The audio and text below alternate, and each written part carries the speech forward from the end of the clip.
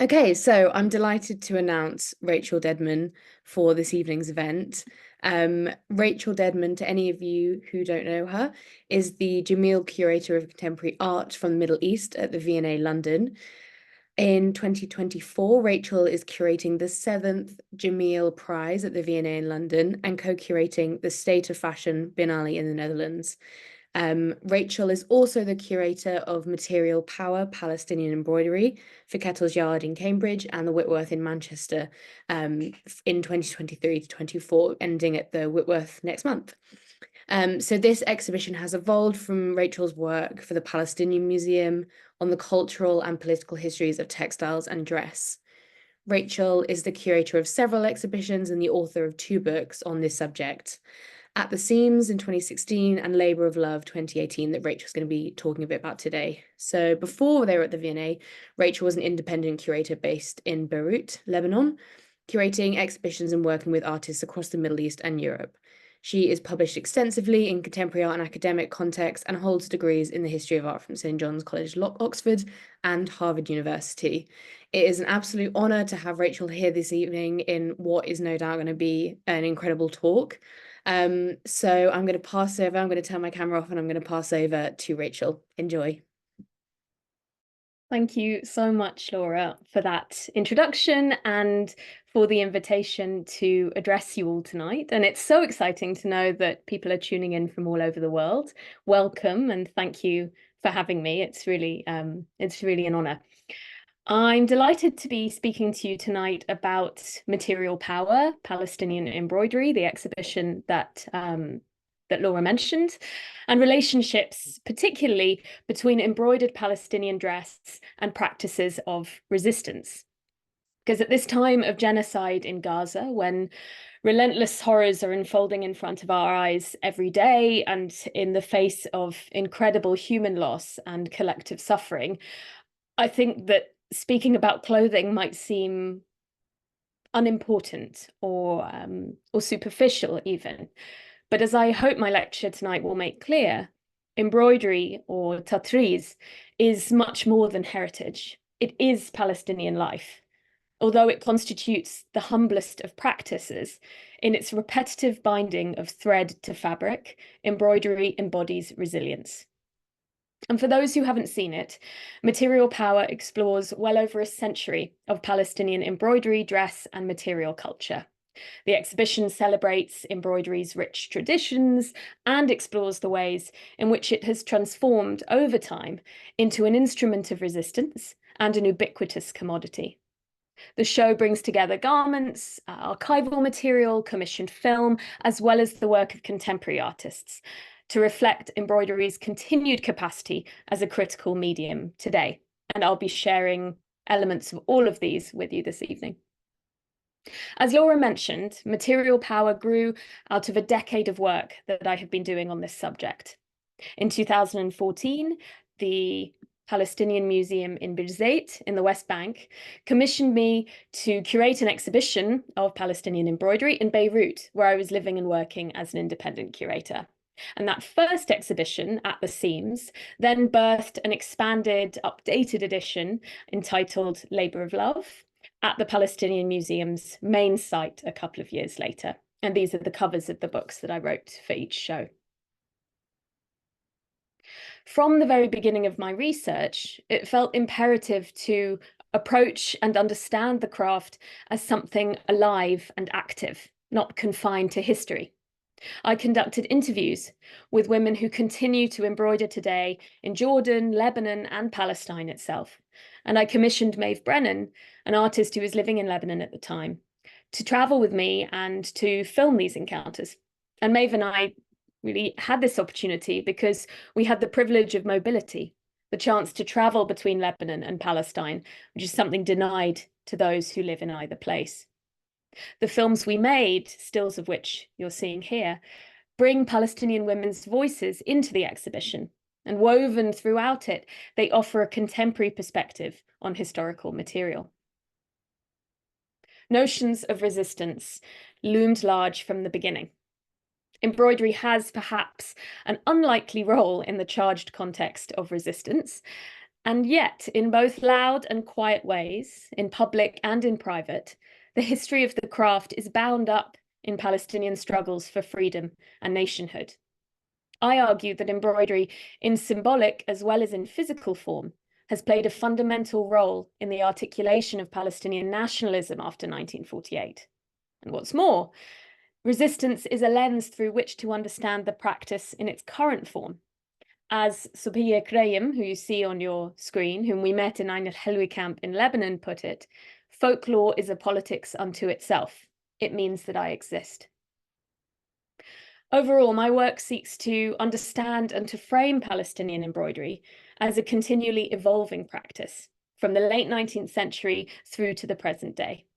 Made by people and worn on the body, clothing is embedded in the political, social, and economic dynamics of its time and in the emotional life of its maker. For me, embroidery offers us an intimate vehicle for unfolding a human history of place. So what is Palestinian embroidery? Well, embroidery is Palestine's preeminent cultural practice, its most famous product. Embroidered dress is best known in its most spectacular form through the festive wedding and occasion dresses that women would spend years embroidering from girlhood onwards, an example of which you see in front of you here. But material power opens not with these very spectacular wedding dresses, for which embroidery and the craft are really known, but with garments that are not usually written about or collected or presented in exhibition, the humbler dresses that women would have worn every day. For me, these everyday dresses capture how we might think about all Palestinian embroidery as material evidence of rural women's lives in the late 19th century and early 20th century as mutable things. On this dress, the traces of its maker's labour are visible in her garment. I don't know how well you can see on this slide, but there are these two breast patches either side of the chest panel that indicate how a woman would have breastfed her baby while out in the fields without having to lift up her whole dress, that have been sewn closed once the child was weaned.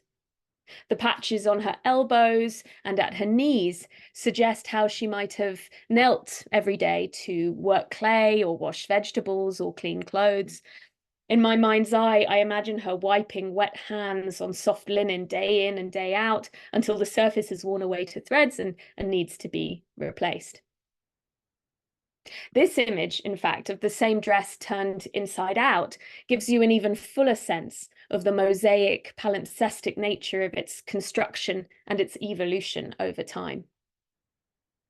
On other everyday dresses, you see in places how the once bright red thread and silk on the chest panel has been bleached by long exposure to the sun. Perhaps she sat in one particular place by the well every day for many years, the sun hitting one side of her and that side of her dress changing colour slowly over time. The back of this dress, meanwhile, especially in the image here on the left, you see it in that bottom panel that sits across the back, reveals a different handwriting to the embroidery. One section is finer than the other on a darker base of linen. It indicates that perhaps the woman who owned this dress inherited another from her mother or her grandmother, discarded the worn bits of that dress and incorporated its embroidery onto her existing base. I find such humble garments really compelling because such clothing resists notions of the definitive museum object that has a singular point of origin and a singular maker. Rather, these dresses transform materially over time. As we've seen, they pass into other hands. And I love the idea that a dress might start life in one form, but over the years have bits added to it or replaced so often that by the end of its life, not one part of the original garment remains, and yet it is still arguably, absolutely the same dress. For me, these everyday garments are a reminder to approach all embroidery as mutable and adaptive, clothing that changes alongside the women who wear it. I like to speak about embroidery as a rich visual language, one shared and spoken among women. This is a shot, an installation photograph from the Kettle's Yard edition of Material Power, where you see this forest of dresses, as we call it, that we brought together. The way you dressed in Palestine in that late 19th, early 20th century period as a Falahi woman, a rural woman from the villages, the decisions you made around your embroidery and what you put on your body spoke to your character, your identity, and above all, your origins. Indeed, partly what makes Palestinian embroidery so extraordinary is its regional variety. Each area of the country, even individual villages, indeed, were defined by recognizable colors, cuts, use of textile, motifs, stitches, and so on. Dress changed over the course of your lifetime. From girlhood, when little girls learned to embroider at the age of 5 or 6, perhaps, sent out to collect the eggs from their family's chickens and sell these to buy their first spools of thread, to create a trousseau eventually, as they got better and better, of embroidered garments to take with them into marriage. To later life, when your dress and embroidery became simpler and more austere to reflect your maturity and your advanced age. Clothing shifted and adapted and reflected the stage you were at in life. The wedding was the most important rite of passage of a woman's lifetime, perhaps naturally. Her embroidered wedding dress in Palestine, this was the most special thing she'd ever made, the most important thing she owned. And the forest of dresses in the exhibition brings together such celebratory garments from all over Palestine. I'd like to talk you through a couple of examples to sort of clue you into how to read embroidery and recognize it. So the area of Hebron in central southern Palestine is recognizable by this silk patchwork that runs down the middle of the skirt. This we know is a Hebron dress with sort of hints of Beit Dajan because it has an unusual detail. The front was originally split up to the waist, and the skirt would then have sort of flapped open as a woman walked with a dress or something underneath. In the British Mandate period, however, which began after the end of World War I from 1918, conventions of modesty in Palestine became more conservative, with the result that women ended up sewing their gilet, these dresses, closed, or buttoning them shut from the inside. And you can see on the right, this is actually an image of that same dress turned inside out, where the buttons are actually visible. The motif visible here on this rudfe, or head covering, is known as the Khayam el-Basha, or Pasha's tent, and is also typical of this Hebron region. You see it everywhere, but here it's particularly recognizable and popular. In Jaffa, meanwhile, which was famous for its oranges, the orange blossom motif, or the airy fairy branch, was particularly popular. And so motifs and designs reflected flora, fauna, everyday life, political events potentially. Perhaps the Khayam el-Basha, the Pasha's tent, was designed or invented after a caravan of Ottoman officials came through town one day. Women from Bethlehem, meanwhile, were famous for couching, or tahriri, an embroidery technique that involves laying thick cord on top of a garment in twisted patterns and then sort of tacking it down, often using gold or silver thread. And this tatsiri jacket would have been worn over a velvet dress, like this one, or a cotton one with long pointed sleeves. Bethlehem was a popular pilgrimage town whose visitors boosted the local economy, and many Bethlehemite men in the late 19th and early 20th centuries emigrated to South America for work and sent back remittances. And this greater local prosperity was reflected in this richness that you see in the embellishment of women's clothing. You see here at the bottom of the dress, of the skirt, a little nod to her status, the use of British cottons in the lining. And this would be visible as a woman walked, sort of the dress kicking up behind her. You also see it sometimes in the back of the collar also, just as a little sort of sign of status. In fact, the back of the collar on this one is very unusual in that this woman, Zahra, has signed her dress. Women based elsewhere might commission couched elements from Bethlehem as a mark of status of their own. This is a Ramallah dress, for instance, with Bethlehem-style sleeve, indicating the presence of a cottage industry for certain types of Palestinian embroidery at this time, and a keen awareness of different styles and fashion among women.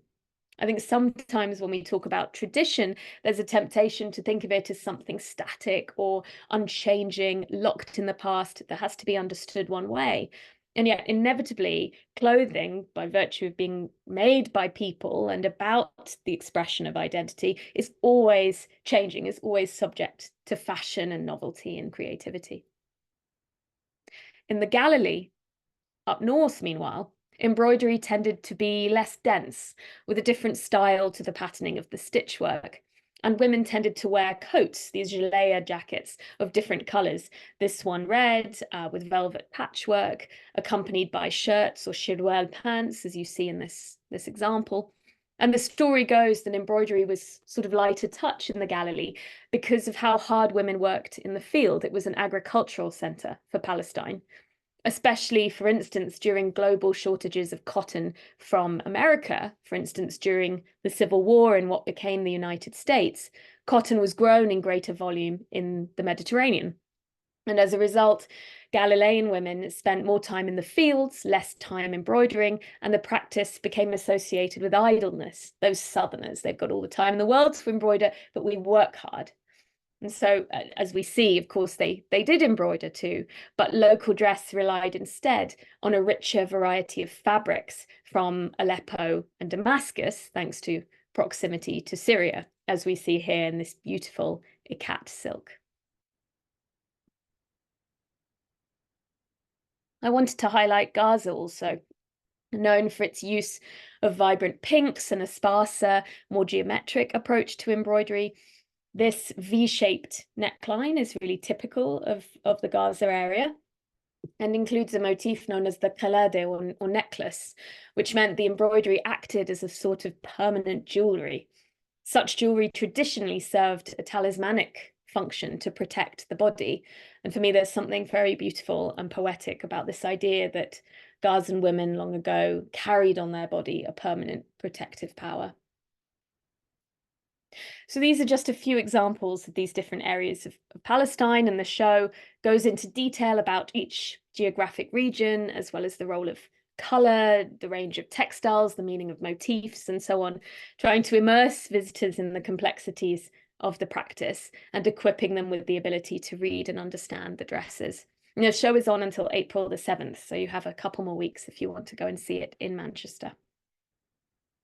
The final thing we did in this first half of the exhibition was explore the impact upon dress of colonial rule in Palestine, from the Ottoman Empire to the British Mandate. And I'm going to show you just two objects through which we did that, exploring the ways in which notions of class were constructed and challenged through clothing. So as I've mentioned, embroidery was very much a rural craft by the mid-19th century because middle and upper class Palestinians, who mostly lived in towns and cities, had adopted Ottoman and European dress. But this unusual garment complicates that distinction. It's a buttery soft silk slip dress, sleeveless, cut in that sort of European style, with a little jacket over the top, embroidered with Palestinian motifs. And it was bought by a woman called Basma Kawar on her honeymoon from Nazareth in 1921. And it's interesting because it indicates the presence, again, of an early cottage industry in Palestine that catered for the well-to-do, offering tasteful traditional touches to modern fashion for those who would otherwise have very little to do with rural communities and with their dress. Meanwhile, this image looks at first glance like a Palestinian rural family captured in their typical day-to-day clothing. But this is actually an upper-class, well-to-do Palestinian family who have visited a Jerusalem photo studio and played dress-up, essentially, in Falahi costume. It's a reminder that a thob, or embroidered dress, might be for one Palestinian woman the most precious thing she owns, something she'd spent years making, perhaps the only thing she takes with her into exile, but is for another Palestinian woman, or just something they put on as costume in auto-orientalizing play. And these objects complicate and sort of remind us how complex and ever-changing the relationships to clothing are in this period, and the many ways in which embroidery and class sort of intersect. And I think that is something that we'll come back later, as we think about embroidery's production today in relation to these kind of class dynamics. The events of 1948, which Palestinians call the Nakba, or catastrophe, changed the lives of everyone in Palestine. Hundreds of thousands of Palestinians were forcibly displaced from their homes by Zionist forces, and many were killed or injured in the battle to keep their land from dispossession, occupation, and ethnic cleansing. It feels very difficult to do justice, really, to the full horror and impact of the Nakba in such facts and statistics, especially when another Nakba is kind of unfolding in front of our eyes. It all feels too cold and impersonal. So this dress, I think, embodies some of the realities of that first Nakba. And we can tell by its cut and color and motifs and so on that it was made by a woman from Ramallah, who in 1948 donated it to another woman, one who'd been displaced from her home and who had walked into the West Bank with perhaps nothing more to wear than the clothing that she had on. We can see, however, that the woman who inherited it must have been taller and bigger than the original embroiderer, because the garment has been enlarged. You can see this panel at the sides and around the waist, or maybe it's easier to see here, these panels that have been added at the sides. And the material that they've used is sacking from a bag of UN-issued flour, the kind given out to refugees in the aftermath of the crisis by the United Nations Refugee Works Agency. And we know this because you can just about make out here the tail end of the letter Nun from the word tahin stamped on the side in UN blue. The very materiality of the dress, therefore, speaks not only to the urgency of the situation, of course, but also to the generosity and resilience of women at what must have been the most difficult time of their lives. In Material Power, I'm showing this garment near contemporary artwork by the artist Aya Haider. Her Safe Space series documents her mother's memories of growing up during the civil war in Lebanon and the simple everyday actions that her family took to stay safe. From a distance, I think these works look bright and playful, but as one comes closer, the stories are actually quite dark. The family would sit, for instance, on the sofa with pots and pans on their heads to protect from stray bullets flying in through the windows. They slept under their beds for months in case the roof caved in during an air raid. They wore pan lids on their torsos to the market in case of snipers, sort of effectively making bulletproof vests. While these works are ostensibly about a difficult conflict, although a different conflict rather, although geopolitically it's all very much entwined, for me these simple stitched scenes capture, just like the dress I was talking about, that lived experience of war and of conflict, and speak to the ability of embroidery and textiles to bear witness, to hold memory, to tell stories, to constitute a quiet form of resistance in themselves. I think here is a little close-up of three of them. The one on the right is beautiful in that it's studded with these gorgeous shiny beads, and they reflect the story Aya tells of her grandmother becoming sick of having to pick broken glass out of all the furniture from the windows constantly exploding. So in the end, they just piled up all the furniture in the middle of the room and sat on the floor in the evenings. Embroidery, of course, did not die after the Nakba. It persisted, but it transformed. Women were living in dire circumstances, either abroad as refugees or at home but under occupation. In either case, divorced from their former lives in agriculture and the local economy and social network that enabled embroidery as a practice. The new dress, or the camp dress, so-called, emerged in response to these changes. The regional variation of embroidery that I described previously slowly eroded as women from different areas of Palestine lived all together in the camps, and the forms of the dress homogenized, particularly into the six-branch style that you see in front of you. But what I find fascinating is that these new or camp dresses may not have the same richness of material or refinement of approach as the very traditional ones, they still tell us something very compelling about the women who made them. It takes a bold woman to wear lime green with day-glow orange accents. And although it's made of cheap polyester imported from China with motifs inspired by magazines from the 1980s, it speaks just as powerfully as anything else to women's ability to renew and evolve the craft of embroidery. At the same time, in the decades following 1948, there was a concerted revival of that Palestinian traditional heritage that was prompted in part by the appropriation and erasure of Palestinian culture by the Israeli occupation. And in the process of the revival of heritage, the rural Felehi woman became symbolic of what I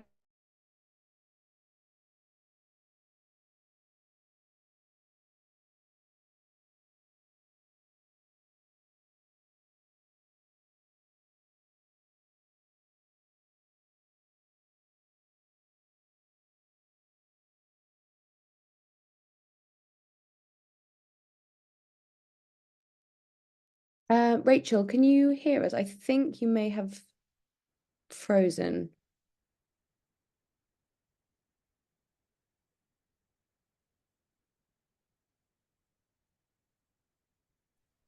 Hi, Laura. Oh, you're Sorry. back. That's okay. You just froze, but you're back now. So Hi. if you Okay, just sorry share your about screen again, I think we could just carry on as if nothing happened. that.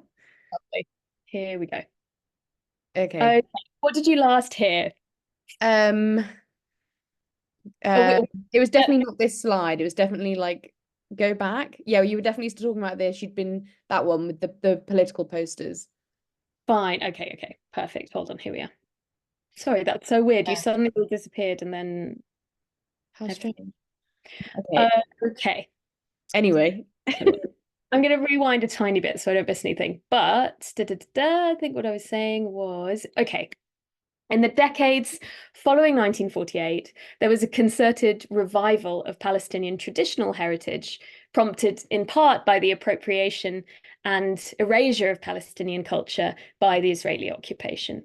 And in this process of the revival of heritage, the rural Felehi woman, here she is, became symbolic of what I call the Palestinian pastoral, evidence of the historic presence of Palestinians on their own land, deeply connected to nature, to the toil of that land, to the endurance of Palestinian life. And she was always identified by her embroidered dress, with which she was closely associated. And the embroidered woman, as I call her, then became a preeminent symbol in the decades that followed. And she was popularized by Palestinian liberation artists who, in the 1970s, took her up as a key figure in paintings and in ceramics, such as in this beautiful work by the artist Vera Tamari. And many artists continue to do so today. The Village Awakens by Slimane Mansour is one of the most iconic paintings of modern Palestine. Here, the embroidered woman's body is blown up to the very scale of the landscape. The curves of her head and shoulders are made continuous with the rolling hills and the rooftops beside her. And then, in a not terribly subtle metaphor, from between her legs, a torrent of men bursts forth, ready to toil the land and create culture. The embroidered woman is here the embodiment of generative fertility. She is literally the motherland. On the one hand, such images signaled an important shift in value because for the first time, women who had very little cultural visibility featured large scale on paintings. But on the other hand, such images had the effect of reducing the embroidered woman to a simplified signifier.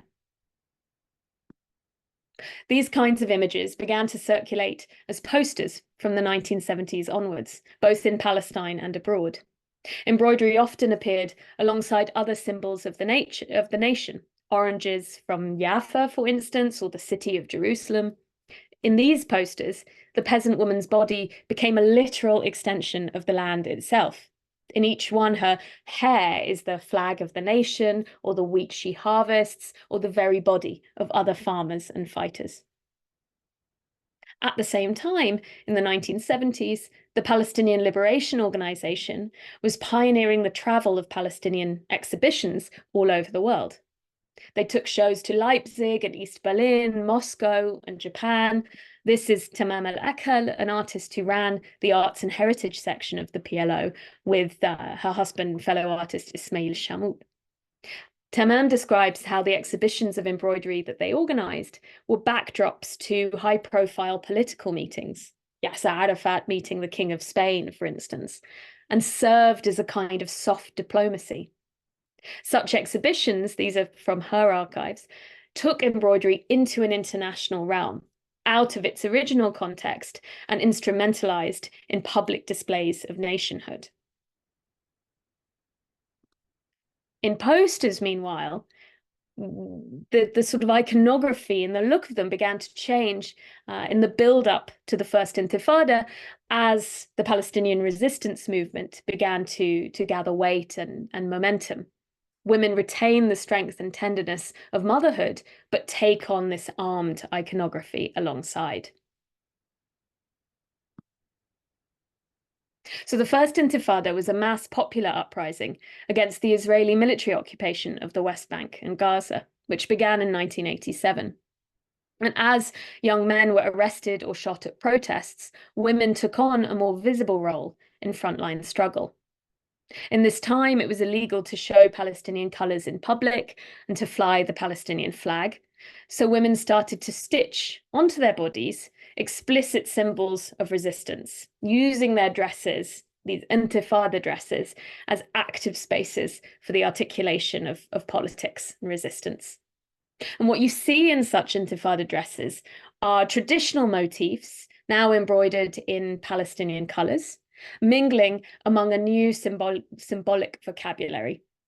So on this dress, a dove soars across the chest panel, flanked by rifles, these two doves and love hearts. You see the Dome of the Rock on other dresses, or Al-Aqsa Mosque, these vital, very important architectural sites, the map of Palestine in many cases repeated again and again, or signs of allegiance to political parties like the letters PLO. On the one hand, such dresses are powerful personal garments that rendered women's bodies these sites of resistance. But what's also extraordinary about these pieces is that for me, they feel so at odds with the material culture of protest. I think when we go to a demonstration, we tend to make things that are quick or spontaneous, a scrawled sign or something we've printed out or painted, something we graffiti, things that feel immediate. But embroidery, as anyone who has ever done it will know, takes a very, very, very long time. It's really the opposite of something quick. These dresses are the result of months, if not years, of work, stitched in secret, perhaps without electricity, under blockade, in the most difficult of conditions. They embody, I think, the sumud, or steadfastness, of the Intifada itself. The idea that resistance in Palestine is a process, not an event. Another context in which embroidery constitutes a form of resistance explicitly to circumstance and to the occupation is among men who practice embroidery while being held as political prisoners in Israeli jails. These lamps represent a collaboration between a woman called Noel from Walaja and her son, who was in prison. They would exchange these lamps, you see them in the corner of her living room, sort of back and forth, embroidering them together, each adding a little bit in this collaborative process. At times like that, when craft materials were allowed in prisons, the work that prisoners used to make was more elaborate. But at times when craft materials are banned, objects are more improvised. The prisoners we spoke to described hoarding olive stones for beading, or using cereal box cardboard as the basis for stitch work, smuggling needles in the spines of books and pulling threads from their towels. What I love about these objects is that such work often displays a certain nationalism, Palestinian colours and so on, but they are also characterized by tenderness. things made for wives, for daughters, for Mother's Day and International Women's Day. You're looking at work from the exhibition that was lent by my colleague at the Palestinian Museum, Karam al-Malouch, who mostly made things for his wife, Alet, including this lovely bag out of a sort of reinforced cardboard that's been covered with a simple but thin velvet and then embellished with the prisoner stitch, so-called, in embroidery. The resilience of such gestures and the softness of their content defies simplistic notions of embroidery as women's work and challenge its incompatibility with the masculine. Although both resistance and embroidery tend to be gendered, such objects trouble those distinctions and definitions, and they suggest that while embroidery has, as we saw in those paintings and posters, kind of contributed to the construction of certain gendered roles for women, it has also mediated in the refusal of such roles. The work of Palestinian artist Khalil Rabah accompanies this section of the exhibition, and you see one piece from a series of his in front of you from our documentation shot from the Whitworth.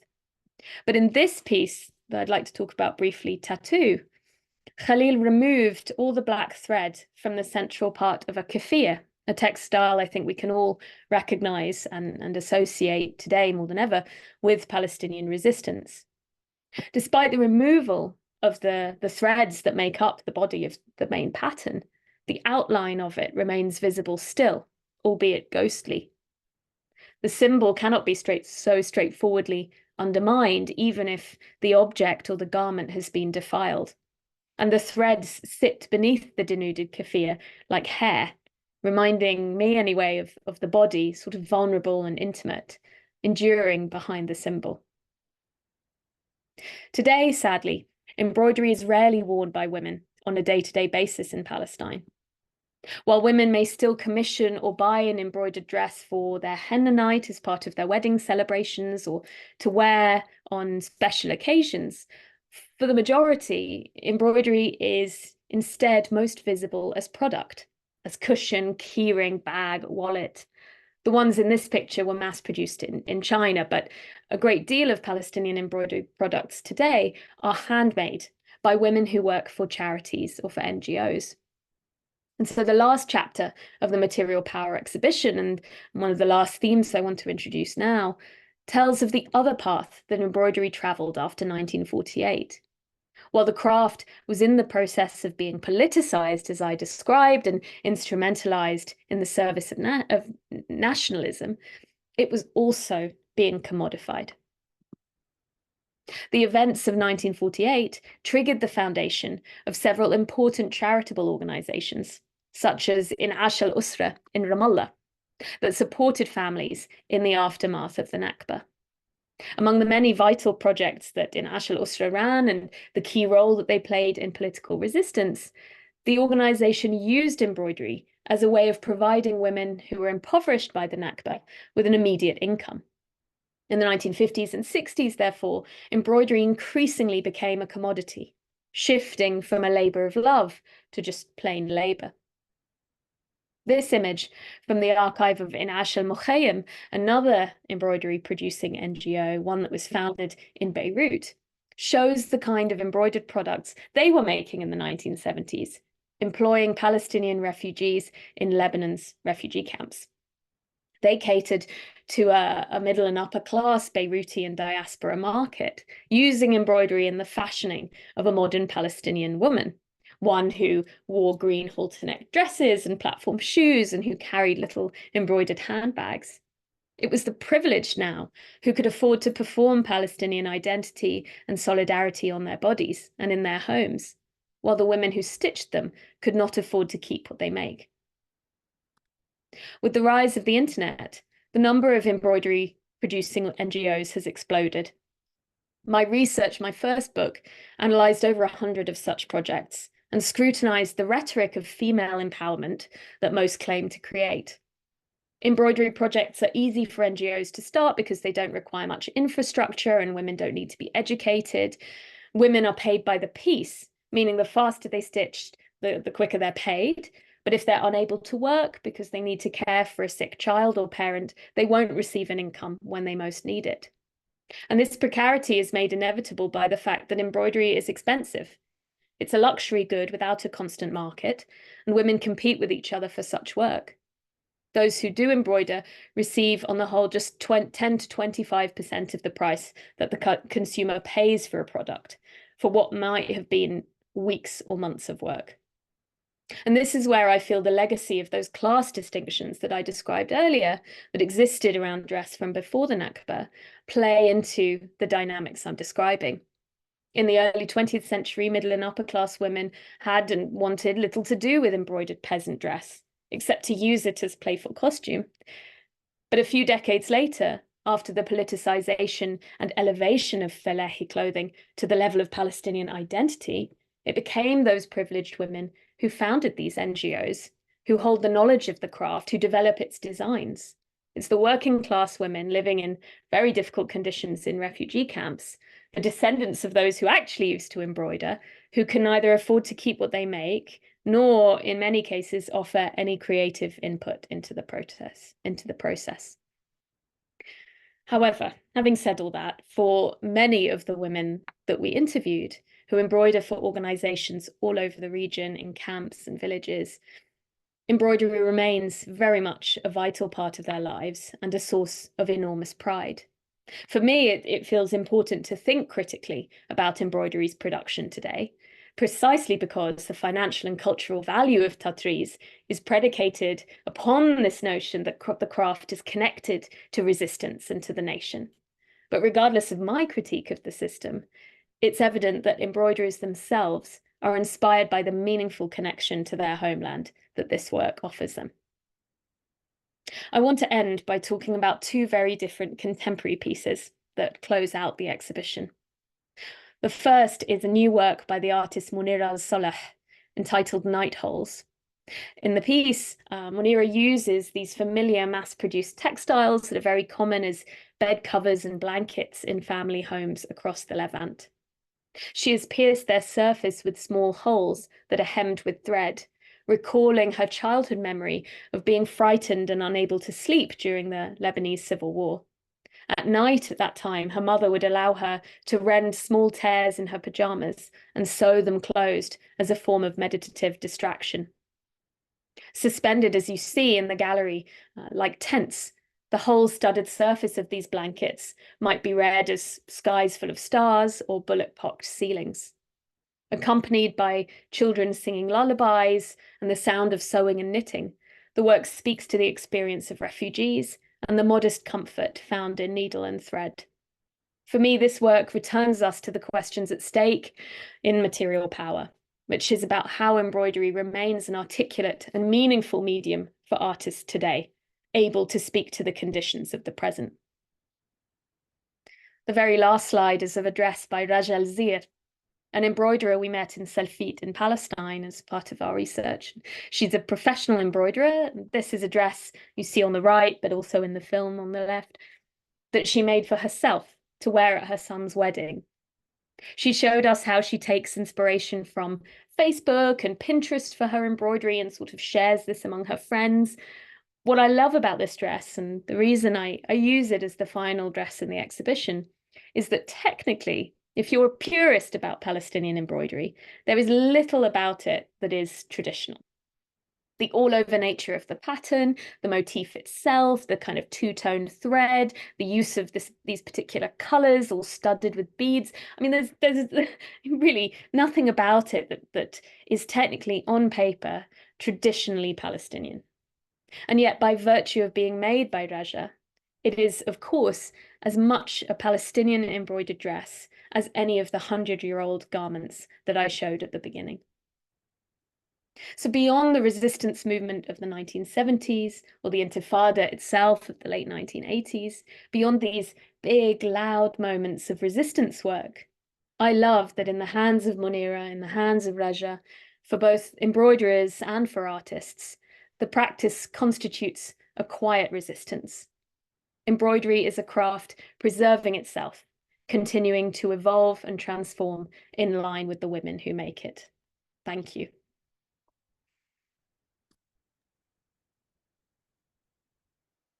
Fantastic. Thank you so much, Rachel. I think if we were all in the same room, we would all be clapping, wouldn't we? Thank you so much, Rachel. That was incredible.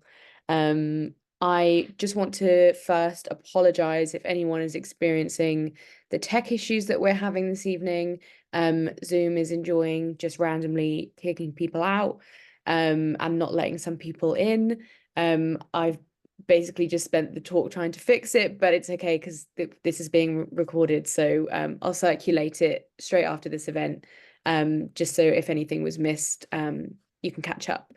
Yes, thank you so much, Rachel. That was absolutely incredible. And I just think, yeah, I'm sure all of us are very moved, and very happy to have heard that from you in particular, to hear about your research and the last work in material, the one you just talking about that was in Material Power, the Marina Al Sola work. I just found that so emotional. I think it was the kind of children singing lullabies on the audio work that accompanied it, and the kind of light that was coming through the holes in the tents. It was incredibly moving, and I'm glad that we got to share that in this chat with people who are all around the world who perhaps won't be able to see it unless you can get to Manchester in the next 2 or 3 weeks, which I will say would be worth it.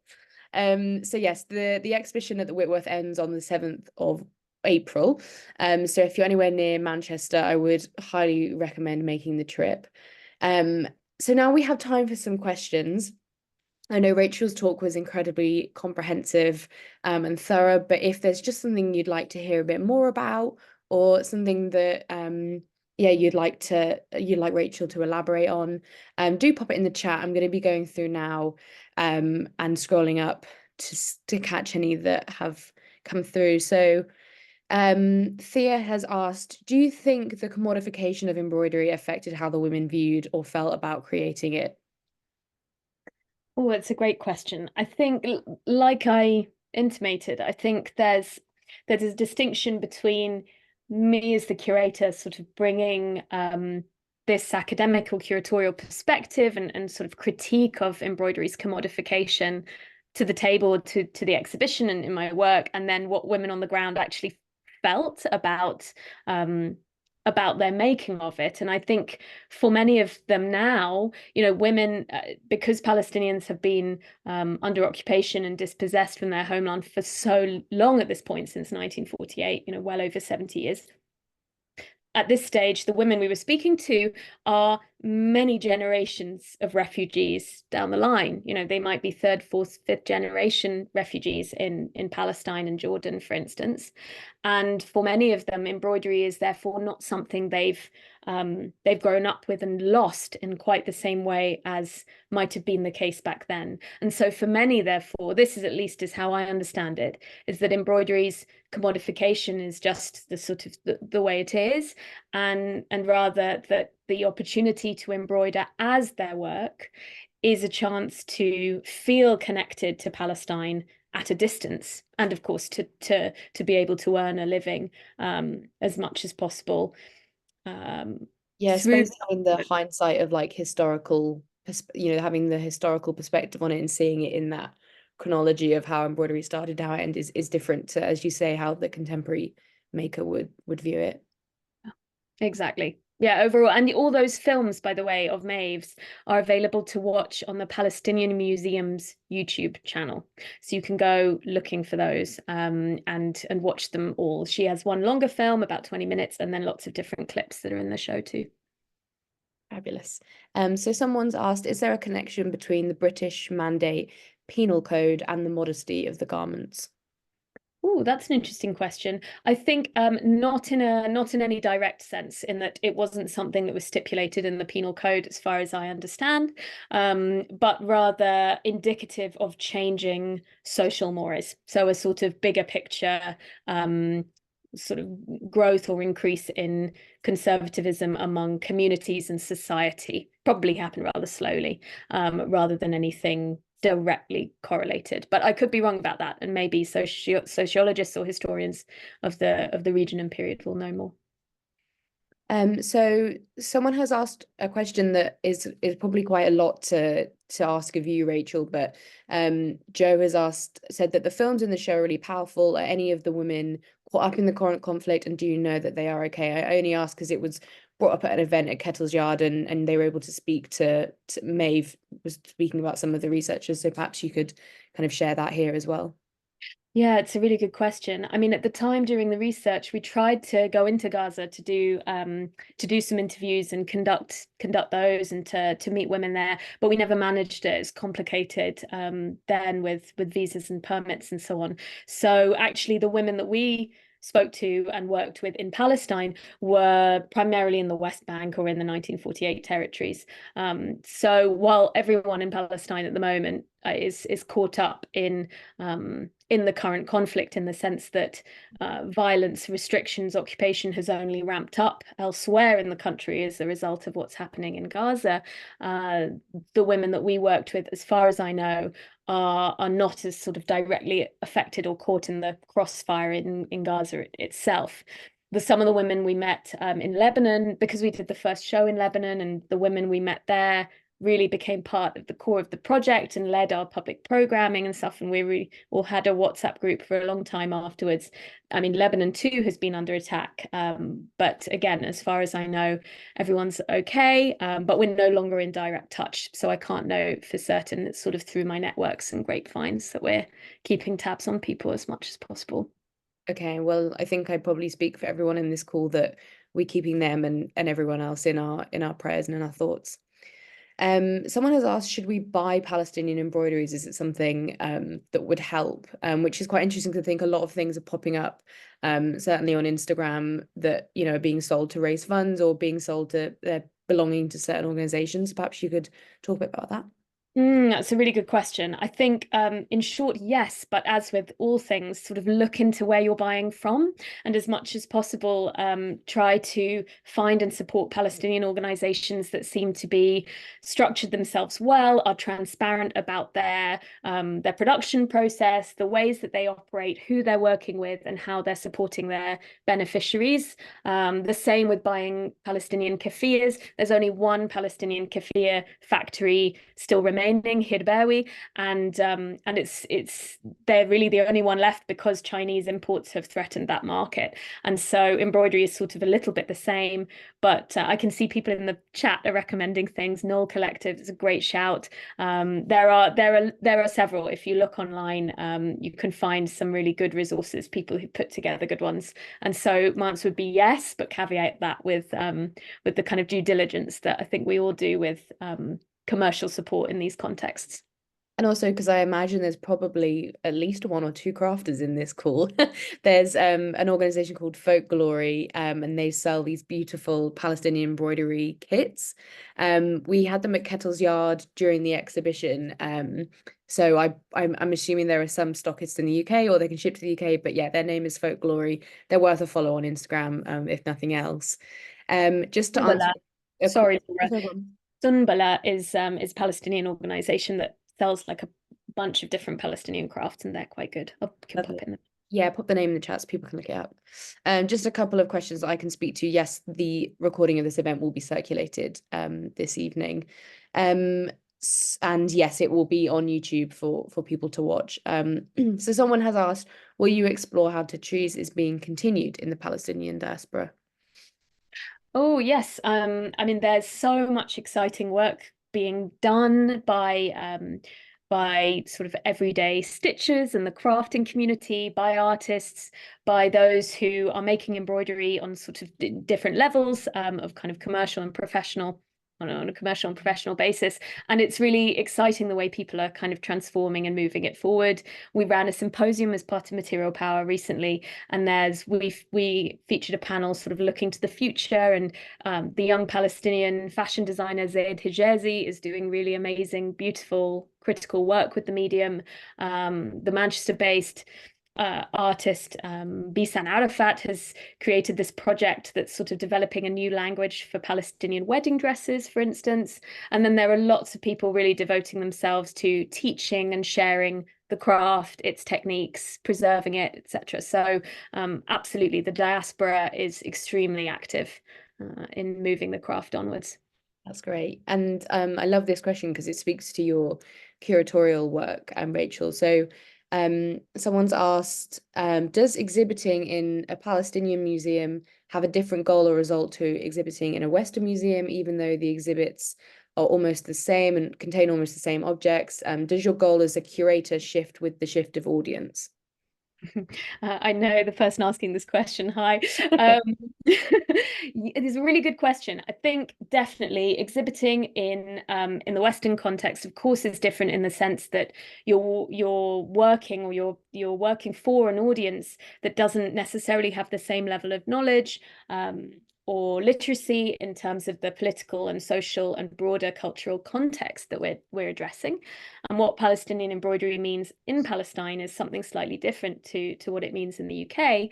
But for me, it's really yeah, an opportunity to do something different. Your language shifts, I think, to some degree. The way of approaching the craft shifts in the sense that a visitor might be coming for the first time with absolutely zero knowledge, or indeed with certain assumptions or absorbed messages about Palestine, especially before the current conflict of a place that's just associated with war, of something that's complex, that's difficult, that people don't really understand.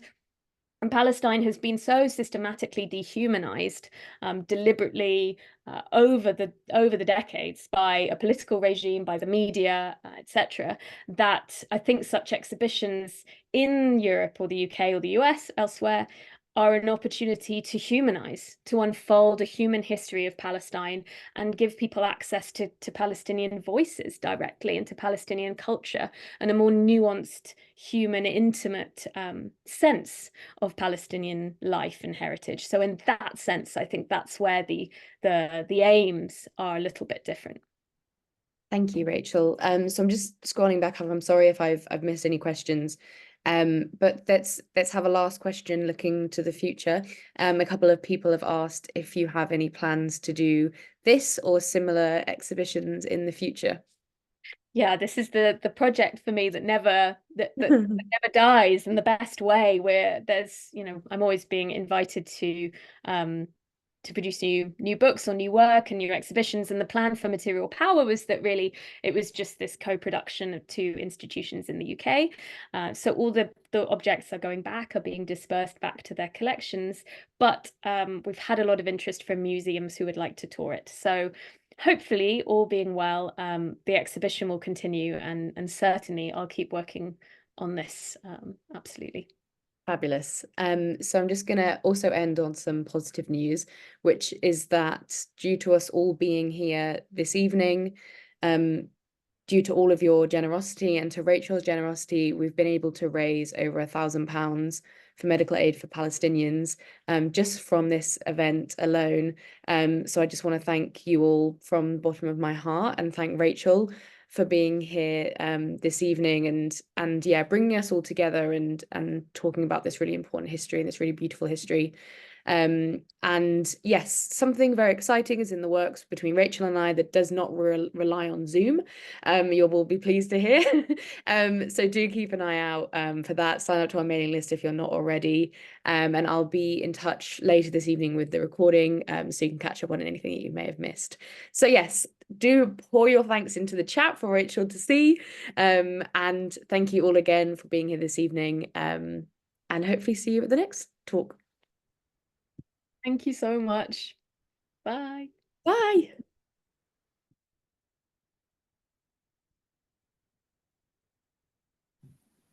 Thank you. Bye.